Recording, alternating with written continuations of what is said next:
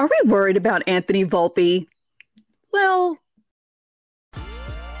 you are Locked On Yankees, your daily New York Yankees podcast. Part of the Locked On Podcast Network, your team every day. Welcome to Locked On Yankees, which is part of the Locked On Podcast Network, your team every day. And thank you for making us your first listen. I'm your host, Stacey Gotsoulias, and this episode is brought to you by HelloFresh. Skip trips to the grocery store and count on HelloFresh to make home cooking easy, fun, and affordable. That's why it's America's #1 meal kit. Go to HelloFresh.com/MLB60 and use code MLB60 for 60% off plus free shipping.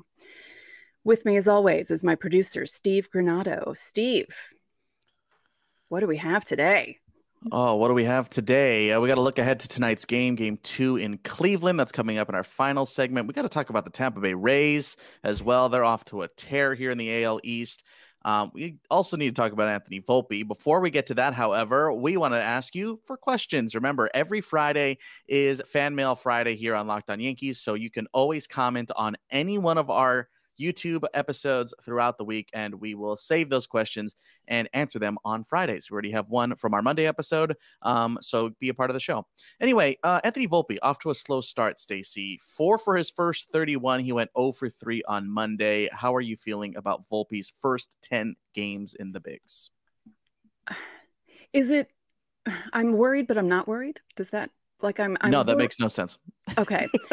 I'm worried just because I don't want him to fall into a pattern of badness, but I'm also kind of he's a rookie. He hasn't faced these guys ever. I mean, he wasn't facing a slouch on Monday night. He's facing Shane Bieber for those first few innings there.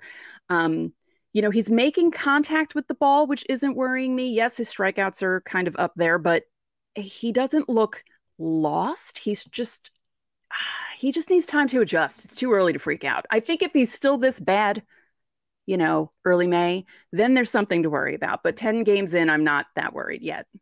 So this is what Anthony had to say the other day to The Athletic. Quote, "I was probably hard on myself, not giving myself any excuses because I feel like I am working hard and equipped to go out and perform. But at the end of the day, as long as the process is good and my swing decisions, the rest will take care of itself. In the first week or so, that's what was frustrating." So he feels like he is putting in the work. I mean, of course he does. I'm sure he does. Right. All players feel that way. But so yeah, he's feeling the frustration already early. So that's pretty clear. Yeah. You mentioned that he isn't used to seeing these types of pitchers, and that's how I felt. Yeah. I thought, I was like, okay, well, spring numbers. He had great spring numbers. Obviously, that's how he won the job, and he's probably facing a bunch of AAA and AA guys. Not necessarily the case, actually. So I went and looked at every pitcher he faced throughout spring and compared it to every pitcher he's faced so far. Some of the notable pitchers he faced throughout spring training, I just handpicked and cherry-picked a couple of guys. Aaron Nola, Kenta Maeda, Pablo Lopez, Nick Pivetta, and Greg Soto. In those at-bats, those plate appearances, he went 4 for 8 with a double, triple, homer, and a walk. Throughout the regular season now, he has faced Shane Bieber, Gregory Soto, and Aaron Nola, included Taijuan Walker, Ross Stripling, Alex Cobb, and Logan Webb, and of course, a handful of relievers. But throughout those at-bats, he has now gone 4 for 31. In those 51 spring at-bats we talked about, and this is one of the sticking points for us, we were worried about 13 strikeouts. He has now struck out 12 times in 31 major league at-bats. So that's the concerning part, is where he is almost at the same strikeout totals in 20 less at-bats. That's concerning to me. It's the strikeouts. And that was something we were talking about before. And I still am in the camp of, I like his swing, but this was some of the Anthony Volpe issues we saw at AAA last season. Was when he was being overpowered, he was striking out during those at-bats. Yeah. Now, can you say that during the spring, a lot of the guys they're working on things? So sure, that's probably why he performed better against some of these guys. I mean, I know Aaron Nola gave him props for something that he did against him during one of the games that they played against the Phillies. But I mean, you can look at it that way. But Yeah, the strikeout numbers are concerning in that gap of 20 at bats is concerning. But again, I feel like, if he's still like this in a month, then yeah, they should be worried. Yeah. So that month timeline you just gave me is interesting because it seems like we haven't changed. So I'm gonna go ahead and play an old clip from an old Locked On Yankees episode. This is from the 27th, and it's mostly me talking. Don't worry, Stacey. I'm not gonna put you on the spot. But this is what we said about Anthony Volpe when it was announced that he was making the club. So go ahead and take a listen to this. And that's my fear is, what's the clock on Anthony? What are they going to be patient enough? Because they need to be patient. They have to give him at least a month of regular at bats to adjust. At least, he's a kid. He's a kid that has barely played AAA ball, and I'm not putting it past him to be able to do it. I think he's got all the talent in the world. I love this kid. But they have to handle it right. And I think that's still where my gripe lies and where I'm still like, is this going to happen? Stacey, your thoughts on what I had to say about that? Is that timeline still? I said a month. Yeah. And we are 10 games for Volpe in. Right. I still think it's a month. Maybe not a month from now, but a month, so by the beginning of May, like when April turns into May, I think maybe that would be the timeline. Yeah. Because remember, Aaron Boone had talked about Oswald Peraza, and during spring training, he had mentioned on Yes Network about Peraza and what that conversation was like when they told him that he was not making the club and it's going to be Volpe.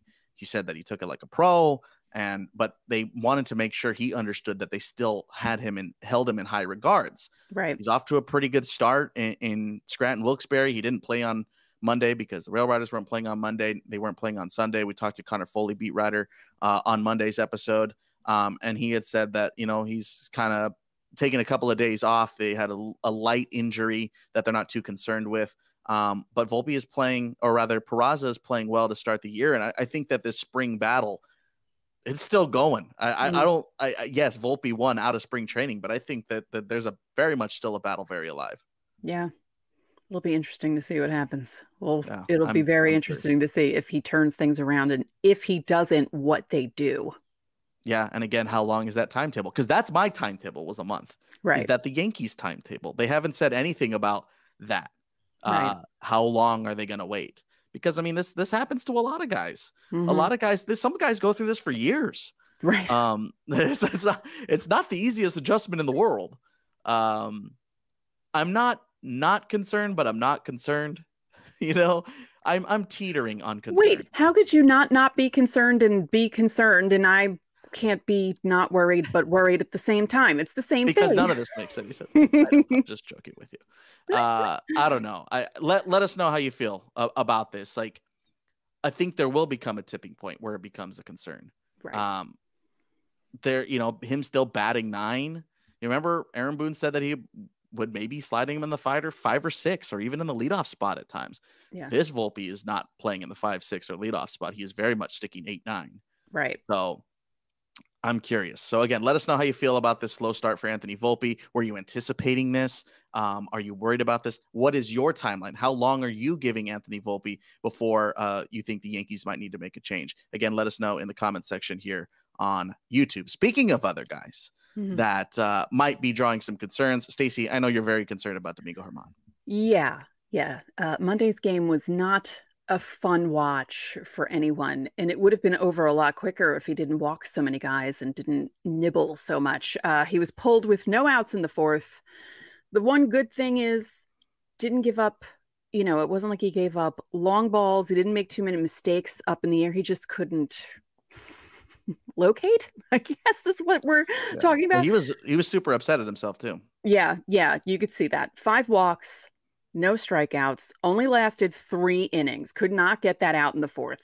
And the 4 games that the Yankees have lost have been started by Domingo Germán, and Clark Schmidt. So tough pills to swallow there. Germán not getting out of the 4th.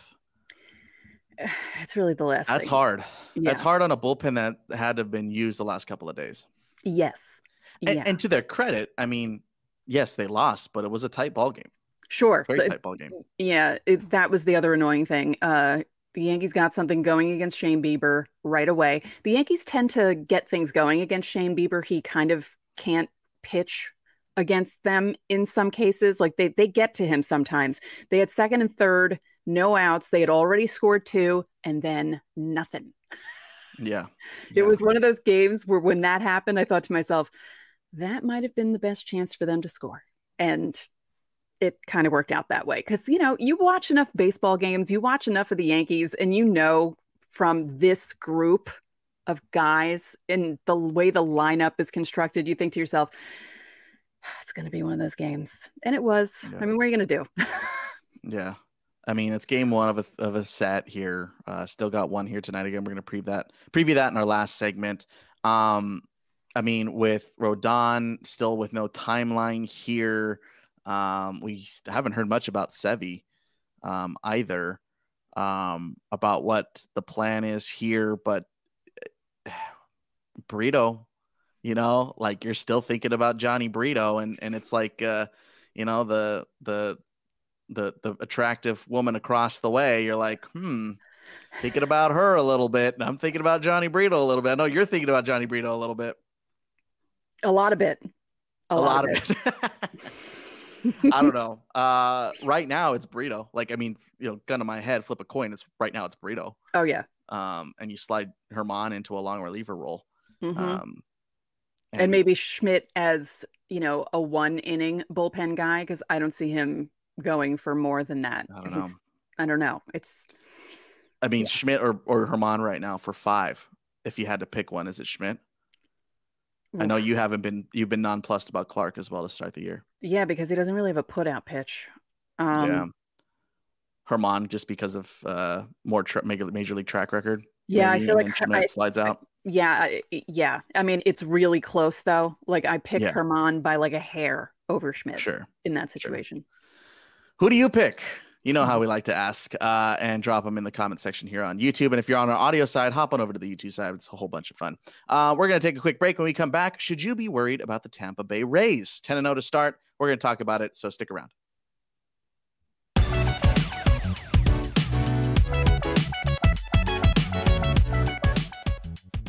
So Rare is a revolutionary fantasy baseball game and marketplace, transforming fans into owners with officially licensed digital cards featuring players from across all 30 Major League Baseball teams.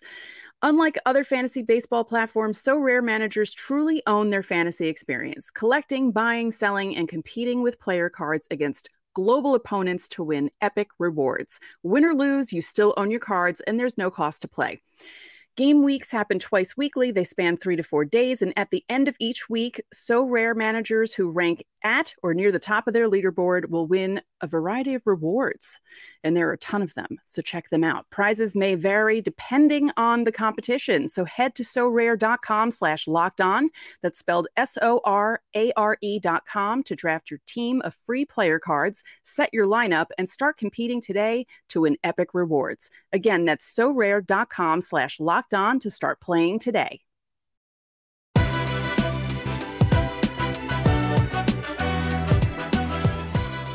Back here on Locked On Yankees, our second segment. The Tampa Bay Rays are 10-0 to start the season after a 1-0 win over Boston on Monday night. Stacey, are you worried about the Tampa Bay Rays? Yes and no. Yes, because my God, what a start for them. But they're also playing easy teams right now. I mean, but that's what you're supposed to do. You're supposed to beat up on easy teams. And I'm just worried because it feels like the Yankees last year when they opened up to that big lead in the AL East, and then they went through that really bad August that was so bad. If they didn't have the big lead, they would have lost the division, but they didn't. And I feel like Tampa is getting the ball rolling because they have a pretty easy schedule for the first month of the season. I know this because I've written a couple of articles about them and I've had to watch Locked On Rays for my research. And for the first month of the season, the only team that they were playing against in the first three or so weeks who had a record of 500 or more were the White Sox, who finished exactly at 81-81 in 2022. Now, the Red Sox coming into Monday night's game were 5-4. So they were above 500 this year, but last year they were not. They finished last in the AL East. So The thing about the Rays was they were worried about Tyler Glasnow being out. He injured his oblique during spring training. He was going to miss at least 6 to 8 weeks, and they were wondering about the rotation. Not a problem. The guys in the rotation there are 2 guys with no ERAs and 2 wins because they haven't given up any runs. They outscored their opponents so far in this 10-game streak 76-19. So it's not just the pitching, it's also the offense. Now, again, Monday night, they only won by 1 run. But against the A's over the weekend, they won Saturday 11-0 and Sunday 11-0. Mm-hmm. Yeah, so they play Detroit, DC, Oakland, and now Boston. After this series with the Red Sox, they head up to Toronto. Mm-hmm. Then they head out to Cincinnati. Oh, right. Toronto was above the White Sox. Then they return home against Chicago. Then they host the Astros. Then go to Chicago for all White Sox. Then they have the Pirates. Then they face the Yankees during the first week of May, starting on Cinco de Mayo. So, it's and then even after that series, they got Baltimore. Yeah, so it's a. I mean, yes, they're all major league teams, but right. Yes, it is a lighter schedule. Of course, the Yankees now facing off with Cleveland, who don't sleep on the Cleveland Guardians, man. Yeah, they're a good club, man. They're a good club. I mean, 4 games back here heading into play on Tuesday, April the 11th. I mean, there's plenty of time. There's plenty of time. But it does end up coming down. Doesn't seem like it always ends up coming down to September. And you're going, remember that 10-0 start? Remember that 15-1 start? Those are types of mountains that are hard to climb back from. Even though the Yankees are playing well, they're not undefeated. Yeah, well, here's the thing about the Rays starters without Glasnow. Jeffrey Springs, Drew Rasmussen, Shane McClanahan, and Zach Eflin. They're all 2-0, all 4 of those guys to start the season. Springs and Rasmussen have pitched 13 innings each and not given up any runs. Eflin has the highest ERA out of those 4 with a 3.27, and McClanahan has a 1.50 ERA. Yeah. Their pitching staff is ridiculous. Pitching staff is ridiculous. It's just so good. And they got the hitters to back it up. Wander Franco's off to a great start to the year. I think Tampa Bay heading into 2023 was very underappreciated by a lot of people. Yeah. And I think they're already showing we are legit, and they are, because all the talk was Yankees, Toronto. Right. But everyone forgot about Tampa Bay, and I very much think you can't forget about Tampa Bay. Yeah. The other incredible thing about this was through Sunday, they had 24 home runs, and the only team to hit more home runs during their first 9 games was the 2000 Cardinals, who hit 25 in their first 9 games. They're off to an incredible start. I don't care who you're playing. You still got to beat them. Yes, Yankee fans, I'm letting you know, Tampa Bay is going to be a problem. More of a problem than a lot of people anticipated. So don't only think about the Blue Jays. You got to think about the Rays as well. Let us know in the comment section. As always, are you worried about the Tampa Bay Rays? I'm telling you, you should be. Coming up next, we got to look ahead to tonight's Game 2 in Cleveland.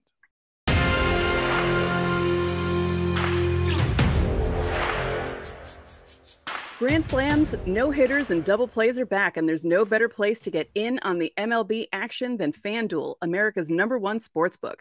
That's because right now, new customers can step up to the plate with a no-sweat first bet up to $1,000. Just go to FanDuel.com/lockedon, sign up, place your first bet, and get up to $1,000 back in bonus bets if you don't win. So don't miss the chance to get a no-sweat first bet up to $1,000 when you join FanDuel today. Just go to FanDuel.com/lockedon to sign up. FanDuel, official partner of Major League Baseball.